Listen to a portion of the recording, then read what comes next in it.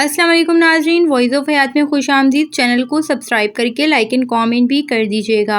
मुर्गी का गोश्त हरगिज़ ना खाओ। लड़कियां और छोटी उम्र में मुर्गियों को गोश्त क्यों नहीं खाना चाहिए? हैरत अंगेज़ वजह। मुर्गी का गोश्त सभी मज़े से खाते हैं। कोई गोश्त को जल्दी दाल के साथ खाना पसंद करता है तो कोई फ्राई कर। अब बच्चों को तो मुर्गी के गोश्त के बिना मज़ा ही नहीं आता। मगर एक हैरत बात यह है कि मुर्गी का गोश्त खाने से लड़कियों को बड़ा नुकसान हो सकता है। मगर वो क्या? मुर्गी के गोश्त में अज़्ज़ा मुर्गी में प्रोटीन, कैलोरीज़, कार्बोहाइड्रेट्स, शुगर और दीगर कई ज़रूरी अशिया पाई जाती हैं जो यकीनन सेहत के लिए फ़ायदेमंद भी होती हैं। लड़कियां छोटी बच्चियों को ये गोश्त क्यों ना खिलाएं? छोटी बच्चियां और लड़कियां जो मुर्गियों को गोश्त ना खिलाएं, इसकी अहम वजह यह है कि आजकल ज़्यादातर बच्चियां 7 से 9 साल की उम्र में ही बालिग हो रही हैं। माएँ परेशान हो जाती हैं कि ये कैसे इतनी जल्दी बड़ी हो गई हैं, कहीं कोई बीमारी तो नहीं हो गई है। डॉक्टरों को दिखाती हैं, कई दवाएं खिलाती हैं, जबकि हकीकत ये है कि मुर्गी का गोश्त खाने से माहवारी जल्दी हो जाती है। वजह क्या?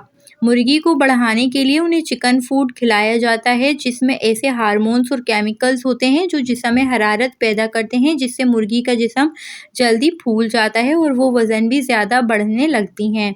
जबकि लड़कियों के जिस्म में माहवारी से कबल बनने वाला हार्मोन इस गोश्त से ज़्यादा इस्तेमाल की वजह से तेज़ी से बन जाता है और बच्चियां जवान हो जाती हैं। डेंगू के वार। डेंगू के मरीज़ को ये जूस पिलाएं, प्लेटलेट्स तेज़ी से बढ़ने लगेंगे। बारिश के मौसम में मच्छर बहुत सी बीमारियां फैलाते हैं, जिनमें से सबसे खतरनाक डेंगू है और आजकल तो हमारा मुल्क सैलाब की लपेट में है, जिसके बाद कई वबा और बीमारियां फूट रही हैं, जिसमें डेंगू सर-ए-फ़हरिस्त है। ये बीमारी जानलेवा भी साबित हो सकती है अगर इसका फ़ौरी इलाज ना किया जाए। इस बीमारी में प्लेटलेट्स तेज़ी से कम हो जाते हैं, इसलिए मरीज़ की खुराक का ख़ास ख्याल ज़रूरी है। अच्छी खुराक और इसके साथ ऐसे जूसेस जिसमें कम हुए प्लेटलेट्स तेज़ी से बढ़ें, इसका इस्तेमाल ज़रूरी है। यहाँ हम आपको कुछ ऐसे जूसेस के बारे में बता रहे हैं जिससे प्लेटलेट्स तेज़ी से बढ़ते हैं और कमज़ोरी भी दूर हो जाती है। गेलवे के पत्ते का रस पीने से डेंगू का ख़तरा भी कम हो सकता है। ये क़ुव्वत मुदाफ़ियत को बढ़ाता है और प्लेटलेट्स को भी बढ़ाता है। पपीते के पत्तों का रस पीने से प्लेटलेट्स तेज़ी से बढ़ते हैं। डेंगू के मरीज़ पपीते के पत्तों का रस भी पी लें।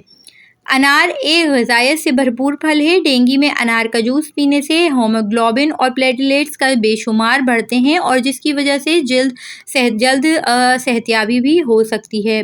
जिस्म में खून की तश्कील के लिए वाफर मकदार में पानी की ज़रूरत होती है। डेंगू की सूरत में नारियल का पानी पीने से जिस्म में पानी की कमी पूरी हो जाती है, जिसकी वजह से प्लेटलेट्स तेज़ी से बढ़ने लगते हैं। चुकंदर एंटीऑक्सीडेंट से भरपूर होता है, इससे हीमोग्लोबिन और प्लेटलेट्स बेहतर होते हैं। अगर आप डेंगू के मरीज़ हैं तो आप चुकंदर का रस ज़रूर पिएं।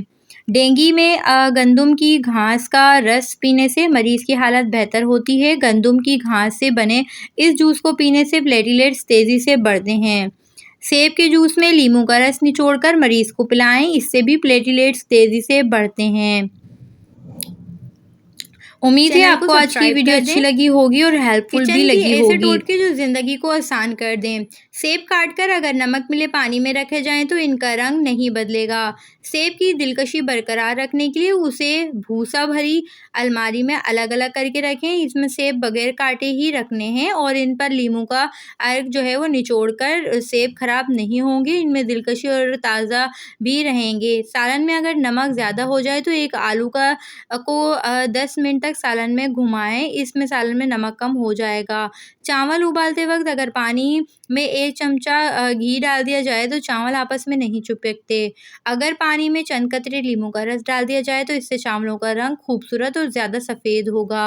अगर चावल ज़्यादा गल जाए तो चावलों का पानी निकालकर चावलों के ऊपर थोड़ा सा पानी डाल दें। प्याज को काटने से पहले उसे छीलकर 2 हिस्सों कर थोड़ी देर के लिए पानी में रख दें, फिर प्याज काटें। इससे प्याज काटते हुए आपकी आंखों में आंसू नहीं आएंगे। अगर प्याज को उल्टा रुख से काटा जाए तो प्याज काटते हुए आंखों में आंसू नहीं आएंगे।